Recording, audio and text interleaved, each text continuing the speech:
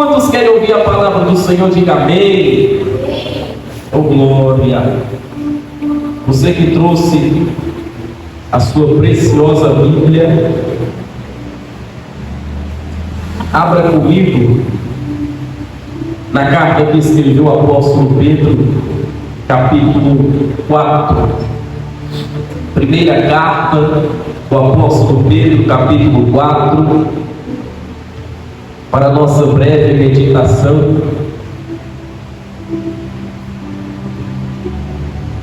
Oh glória.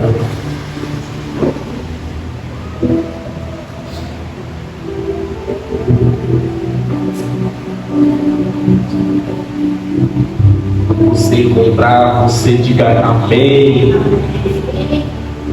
Oh glória. 1 Pedro capítulo 4, a partir do versículo 12.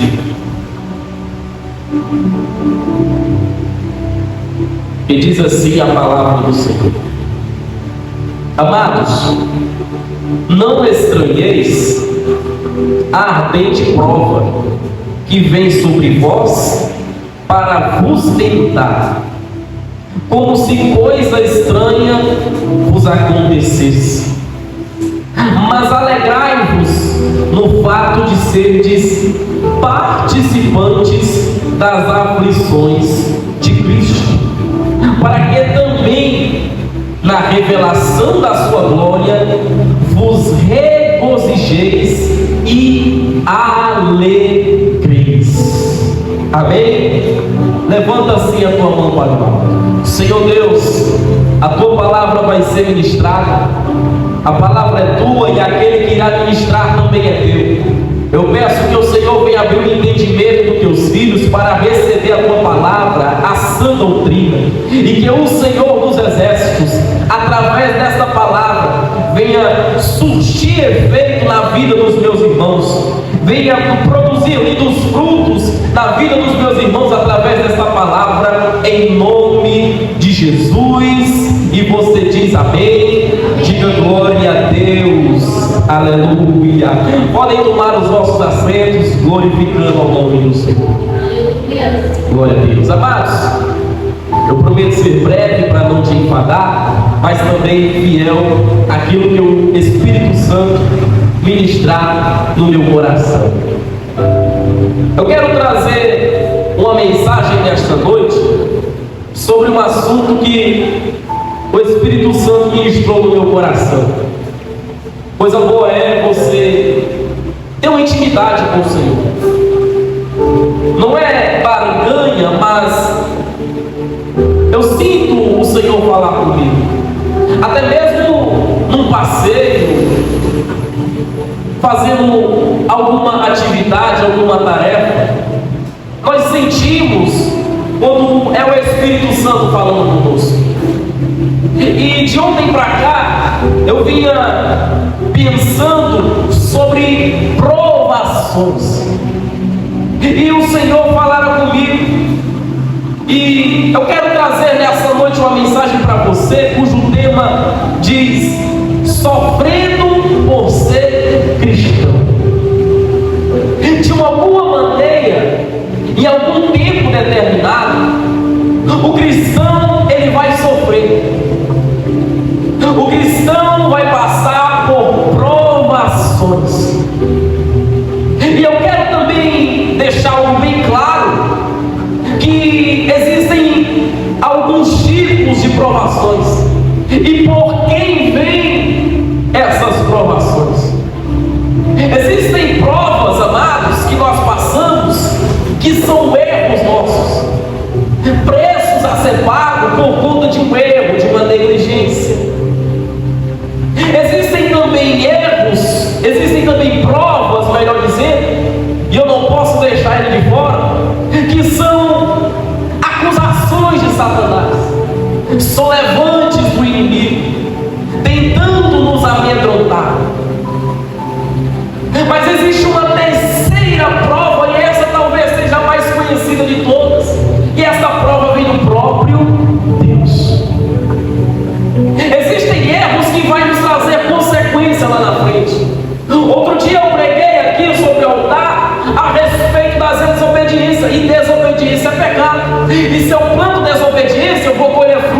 desobediência. E mais na frente eu vou estar passando uma prova, e às vezes tem gente que pergunta o porquê dessa luta, o porquê dessa prova. Vai ver umas semanas atrás, vai ver algum mês atrás, vai ver um ano atrás o que ela plantou, e foi erro, foi desobediência, foi de contra a vontade do Senhor, e às vezes vem o preço mais na frente. E existem também as lutas, as provações que nós enfrentamos, que isso aí é exatamente o inimigo de nossas almas que traz para nos amedrontar. Eu quero trazer um exemplo de uma pessoa que você conhece, chamado Jó. Era um homem íntegro, um homem reto. A Bíblia diz em algumas traduções que ele era perfeito em seus caminhos, temente a Deus e se desviava-se da aparência do mal. Um homem assim só pode ser bem sucedido. Um homem assim só pode ser tremendamente abençoado. Um homem que segue esses preceitos, se desvia do mal, é temente a Deus, é íntegro. Só pode certamente ser alguém abençoado. E assim era Jó. A Bíblia diz que ele tinha 10 filhos, 7 homens e 3 meninas. Até na quantidade de filhos ele era abençoado, porque segundo o Antigo Testamento, o número 10 significa a totalidade de Deus. Ele tinha 7.000 cabeças de gado, 7.000 ovelhas, 3.000 camelos. Era um homem tremendamente abençoado. A Bíblia o relata como o homem mais rico do Oriente. Ele tinha uma família linda, ele tinha uma fazenda linda, ele tinha uma vida financeira construída, ele tinha, pode-se dizer, que o seu casamento muito lindo, mas de repente Jó começa a passar por provas, e de repente Jó começa a passar por algumas aflições, e pode-se dizer que de uma hora para outra Jó começa a sofrer na sua vida. Por que Jó sofreu? É um erro? Foi uma consequência de um erro, pastor? Não. Existem provas que são erros nossos, mas nem toda prova, nem todo preço é por conta de um erro. Grave isso daqui. Nem toda prova, nem todo erro, nem todo preço é por conta de um erro. Já viu alguém passar por luta? Já viu alguém estar no deserto? Aí chega um cristão e diz assim: só pode dar errado. Tem cristão que chega na cara e só pode estar pecando, só pode estar no erro. Nem toda prova, nem todo preço é um erro que se fez. Não adianta eu julgar o meu irmão que está no deserto, não adianta eu julgar o meu irmão que está numa prova, se mais tarde eu também posso passar por ela. Não adianta eu dizer que ele está passando por isso porque ele errou, porque ele pecou, porque muitas das vezes o inimigo das nossas almas se levanta contra nossas vidas. Ainda que eu seja alguém íntegro, ainda que eu seja alguém justo, ainda que eu me desvie da aparência do mal, eu não me sento na roda dos escarnecedores, eu não vou passar por lutas. Eu estou no culto todo dia, eu não vou passar por luta. Eu dizimo, eu oferto, eu não vou passar por luta. Eu jejuo, eu levanto a madrugada, eu não vou passar por luta. Está muito enganado. Pedro nos alerta que nós não venhamos estranhar se passarmos por prova. Quem está falando? É tu, pastor? A Bíblia está falando. Amados, não estranhei a ardente prova. A ardente prova que vem sobre vós para vos tentar. A prova é para isso mesmo, para tentar o ser humano. A Bíblia diz que Jó levantava na madrugada para oferecer holocausto, porque ele pensava que os seus filhos no pensamento tinham pecado contra o Senhor. Oferecia sacrifício não só pela sua vida, mas pelas dos filhos, porque pensou que os filhos tinham errado. Como é que um homem desse passa prova? Como é que um homem desse perde tudo da noite para o dia? É simples.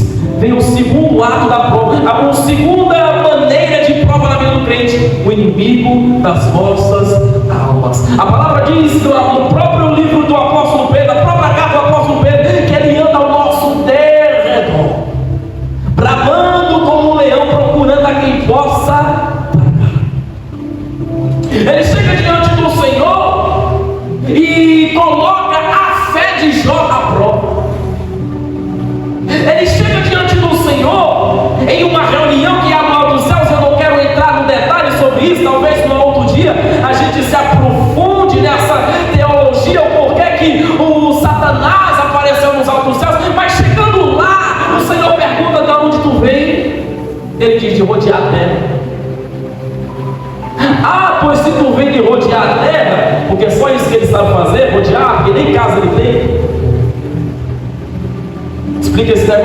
família em casa ele tem? Pois é, Jesus, quando padeceu, morreu, desceu ao inferno e pegou a chave do inferno. E a chave da casa dele ele tem. Mas vamos lá.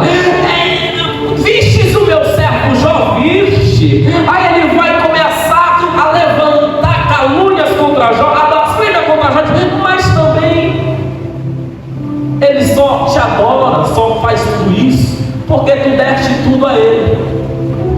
Olha como o inimigo assusta. Ele está dizendo: Jó só te adora porque tu abençoou ele. Jó só vai para a igreja porque tu abençoou ele. Jó só é íntegro assim a ti porque tu deu a ele uma família linda.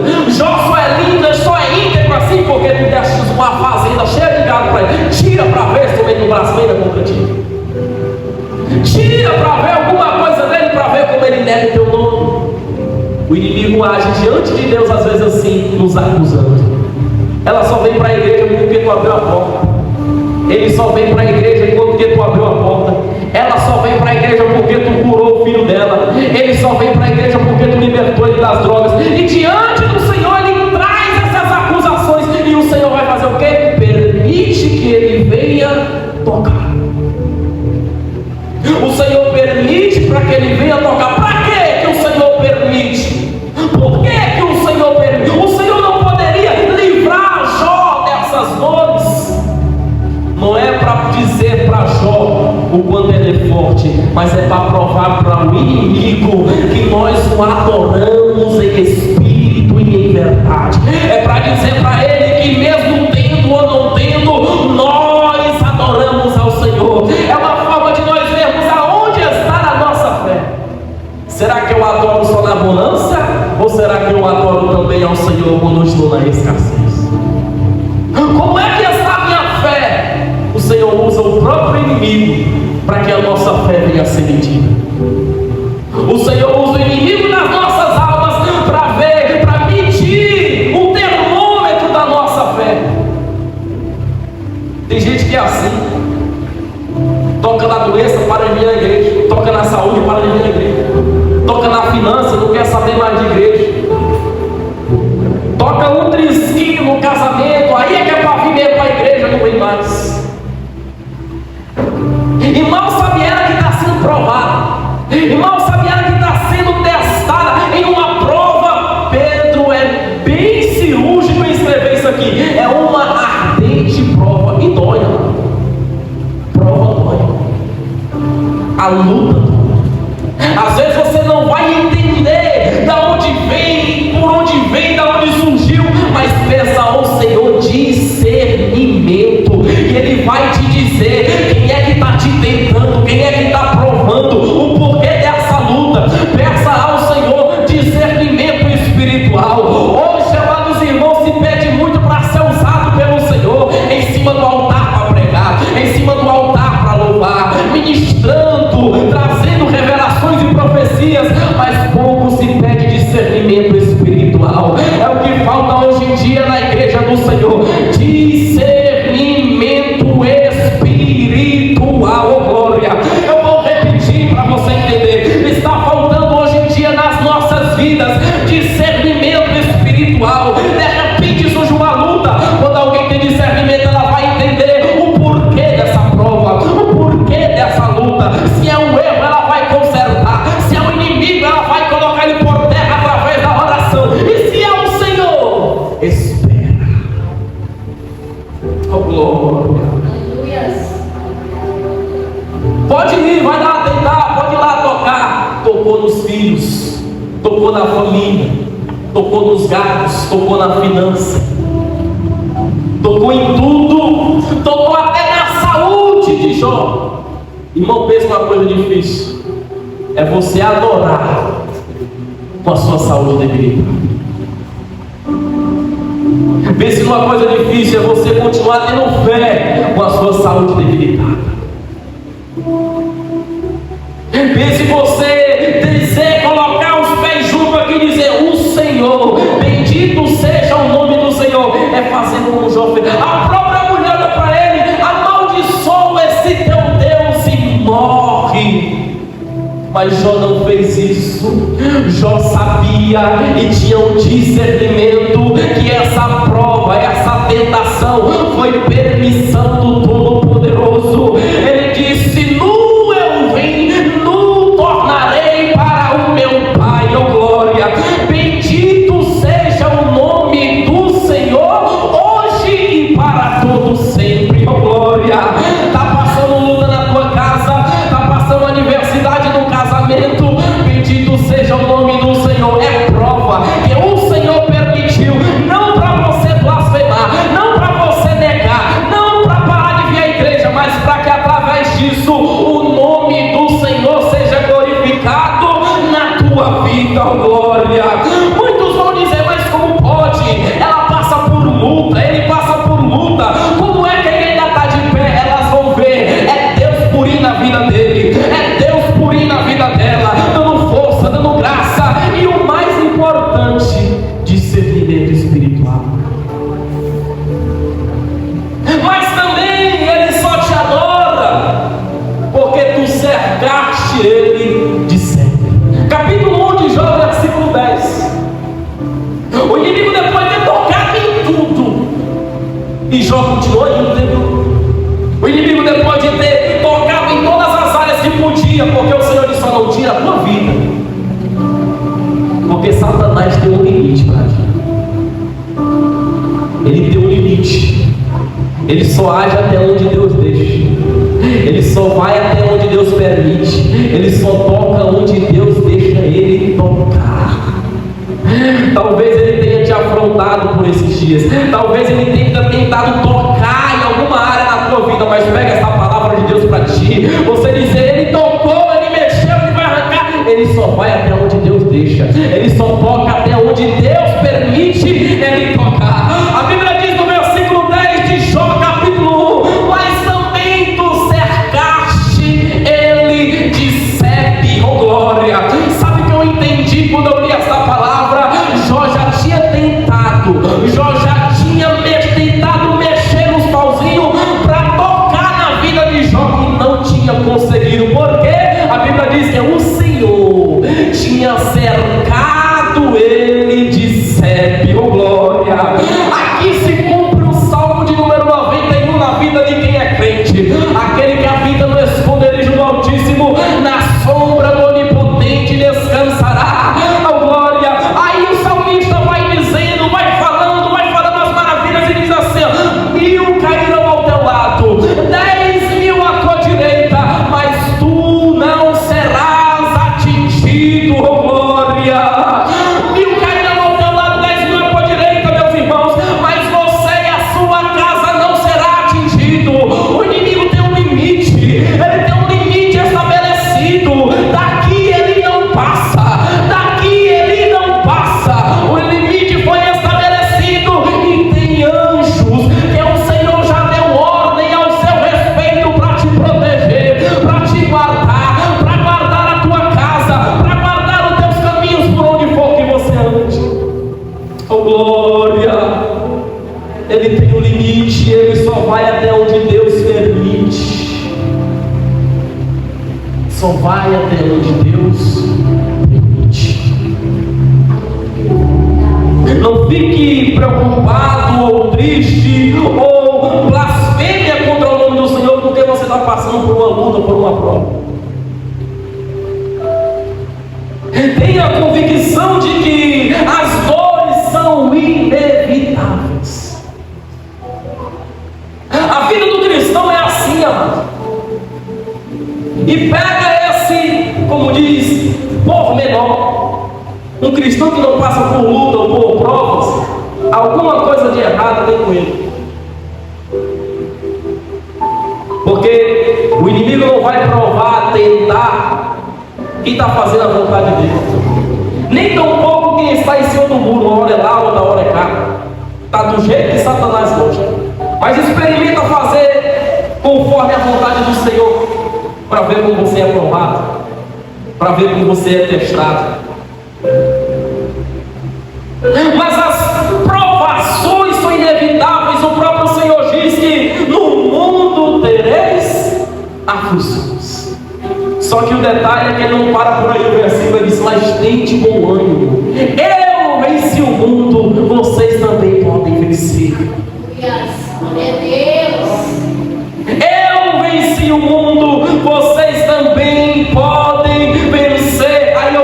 melhor eu vou para Jesus. Existem provas que são erros. Grava isso, existem provas que é o inimigo colocando nós à prova, testando a nossa fé. E existem provas que é o próprio Deus que nos conduz a passar por elas. Prova aí, pastor. Vamos para a Bíblia. Mateus capítulo 4. A Bíblia diz que após Jesus ser batizado com o Espírito Santo, uma voz do alto dos céus brada e diz: este é meu filho, a quem me comprazo. Glória. Terminando aí, a Bíblia começa no capítulo 4 dizendo: e o mesmo Espírito, o Espírito que foi batizado em Jesus, o conduz ao deserto. E deserto é lugar de prova. Quem conduziu ele ao deserto foi o inimigo, que nem Jordão. Dessa vez foi o próprio Espírito. Quem conduziu ele ao deserto foi um erro de Jesus que fez ele ir ao deserto? Não, foi o próprio Espírito que o conduziu ao deserto.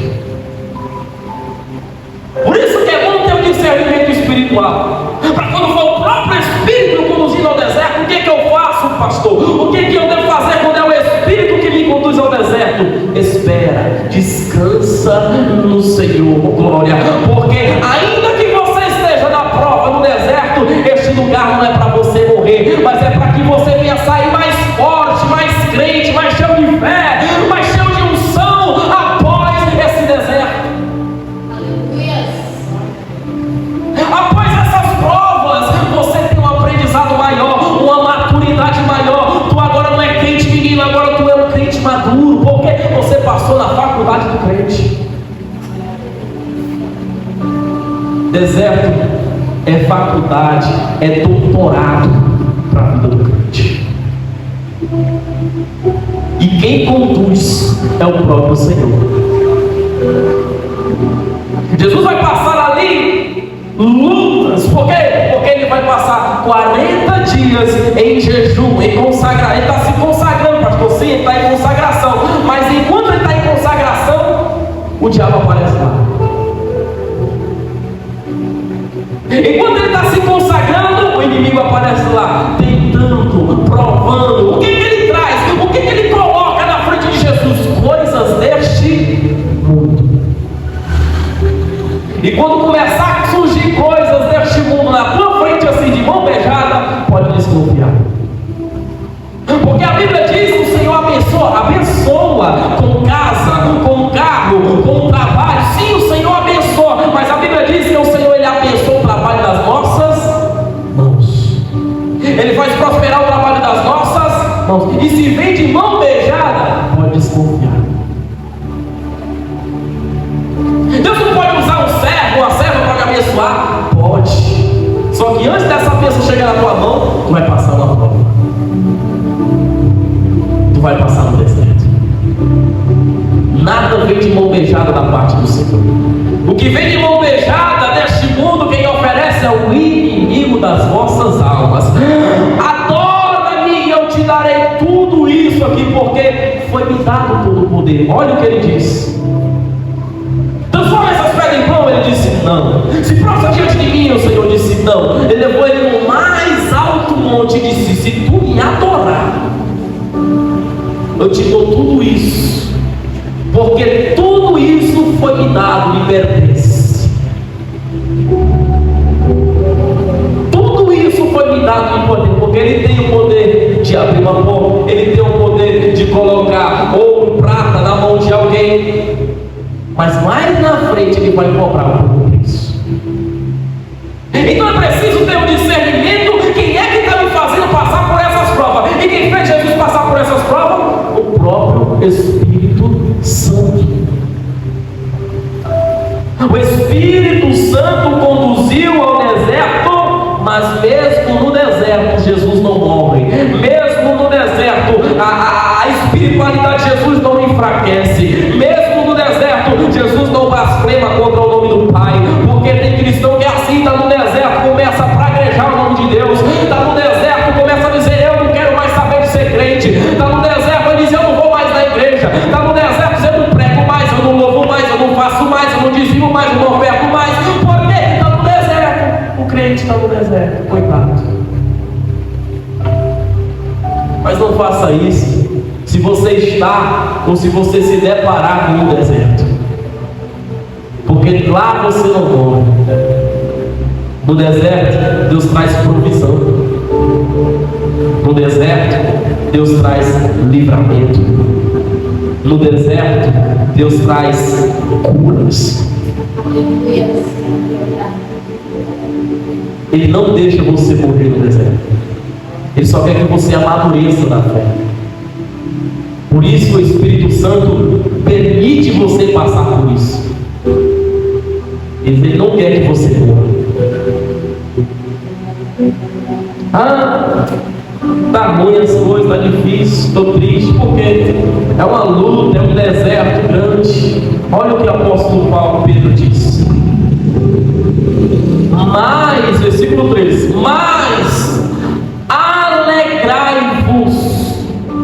Está na prova, está no deserto. Olha qual é o recado do apóstolo, porque as cartas, para quem não sabe, é doutrina para a igreja. As cartas, diferente de Antigo Testamento, que são livros históricos, as cartas são doutrina para a igreja. E uma vez que eu não sigo a sã doutrina, eu estou errando. E o que o apóstolo diz? Alegrai-vos no fato de serdes participantes das aflições de Cristo.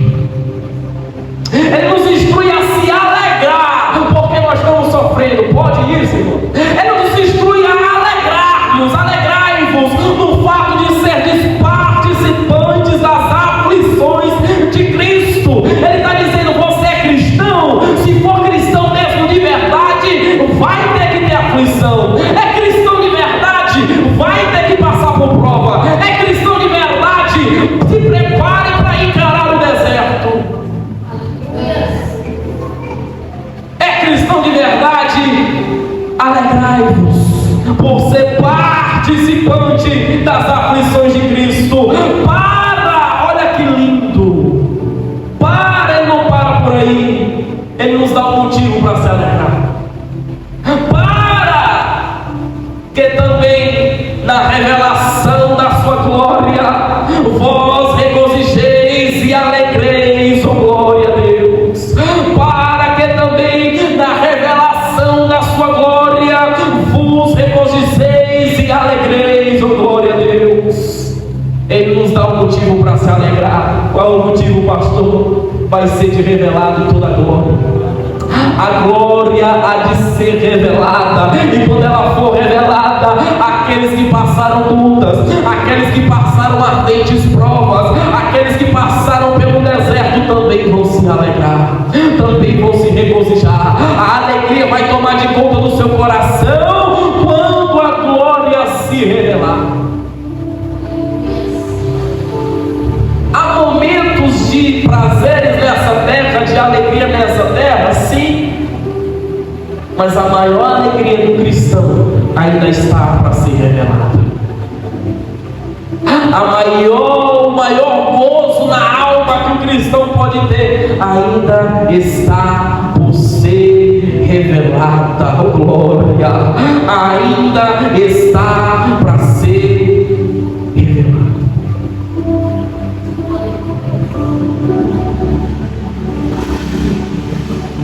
Sofrendo por ser cristão. Estou terminando. Eu só quero dizer nessa noite que é inevitável não passar por lutas. É inevitável não passar por aflições.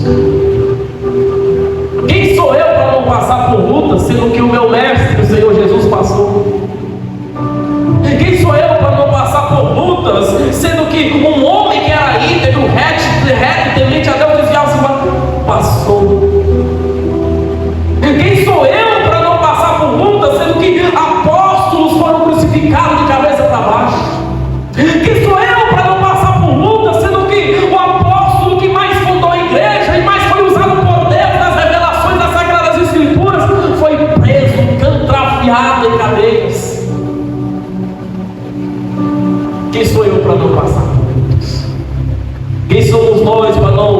aguentar as aflições deste mundo. Mas pega o recado de Deus para as nossas vidas. Olha o que está escrito no versículo 17. Porque já é o tempo que comece o julgamento pela casa de Deus. E se primeiro começa por nós, já é o tempo que começa o julgamento da casa de Deus. E se primeiro começa por nós, qual será o fim daqueles que são desobedientes ao Evangelho de Deus?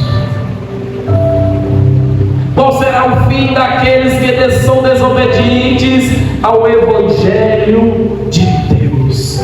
Pedro nos instrui a ser obedientes, e obedientes em meio a aflições, porque o julgamento da casa de Deus já está para e começa por nós que somos cristãos. O julgamento começa por nós, e ele diz: ai daqueles, ou o que será daqueles que desobedecem? O que será daqueles que desobedecem o Evangelho de Deus? É porque estão pregando um evangelho tonto aí. É um tal da hipergraça, você pode tudo, a igreja tem que se adequar a você. Não, evangelho não é isso. Sabe qual é o Evangelho de Deus? O Evangelho de Deus é exatamente isso. Porque no Evangelho não se entra para ganhar, Evangelho se entra para perder. Evangelho não se entra para ficar rico, Evangelho se entra para renunciar. O Evangelho de Deus não é isso que estão pregando por aí. O Senhor abençoa, o Senhor tem lindas coisas para te entregar, mas o Evangelho não é só isso. Evangelho não é só isso. Evangelho está em renúncia, está em perder. Por que, pastor? Prova aí. O próprio Senhor Jesus disse: aquele que quer vir após mim, tome a sua cruz. E o que? Negue-se a si mesmo e siga-me.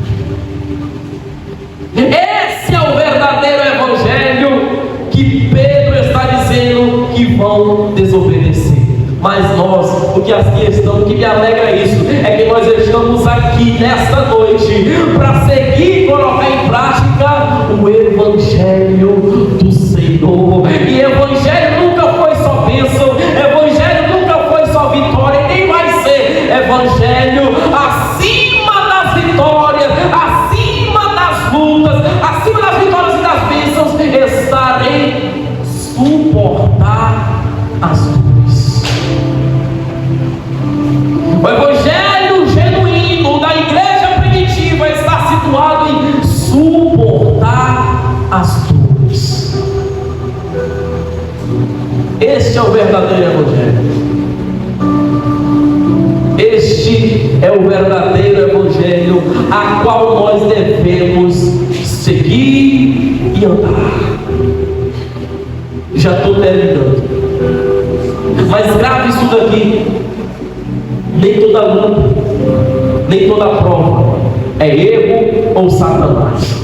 É que espiritualizam tudo. Se a pessoa levantou o pato no meio da rua, Satanás. Ela não olhou, não estava perto. A porta bate forte na casa, e manda logo repreender. Está repreendido. O vento bateu na porta, ela deixou a porta aberta. Quem é que traz o vento? Pelo amor de Deus. É porque espiritualizam tudo, ele tem culpa em grandes coisas, sim, o inimigo da nossa alma tem culpa, mas nem tudo é. Às vezes Deus permite você e eu passar por aflições, mas não para nos derrubar, mas não para nos entristecer, mas não para nos ver morrer em meio às provas, mas para que o nome dele seja glorificado quando suportarmos essas dores. Amém? Glória a Deus. Se coloca de pé, já vamos encerrar este maravilhoso e santo culto. Glória. Aleluia.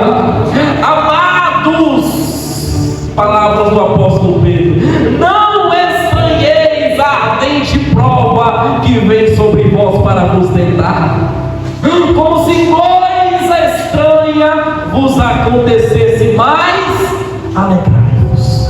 Está passando luta? Alegra-te. Está passando dificuldade? Alegra-te. Pastor, é fácil falar se não está na prova. Oh, meu querido, é um dos momentos que eu mais transformo para fora minha alegria, que é para enganar o inimigo. Às vezes a gente levanta passando uma luta, uma prova, aí o inimigo olha para a gente assim: é hoje que ele desiste, é hoje que ele para, é hoje que ele blasfema, é hoje que ele entrega um cargo. Aí é nesse dia que eu coloco um corinho de fogo lá em casa, espada afiada, cavalo branco, veio numa marcha e me causou espanto. E o anel me disse: pode envergonha o nome do inimigo, faça ele ser confundido em meio às tuas lutas e em meio às tuas dores. Oh glória, faz assim com a tua mão, Senhor meu Deus eterno Pai,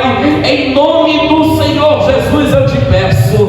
Nessa noite eu não te peço ouro, nessa noite eu não te peço prata, nessa noite eu te peço algo que só o céu pode nos conceder: discernimento espiritual na vida dos teus filhos, discernimento espiritual na vida dos teus servos, em nome do Senhor Jesus. Que uma unção de discernimento recaia sobre as nossas vidas nessa noite. Nós vamos entender, nós vamos enxergar, nós vamos até contemplar para ver quando é o inimigo, nós vamos saber quando é Deus, nós vamos saber quando é o erro que está causando as lutas, que está causando as provas. Em nome do Senhor Jesus, eu te peço nessa noite discernimento espiritual na palma da mão dos teus filhos nessa noite, em nome do Senhor Jesus.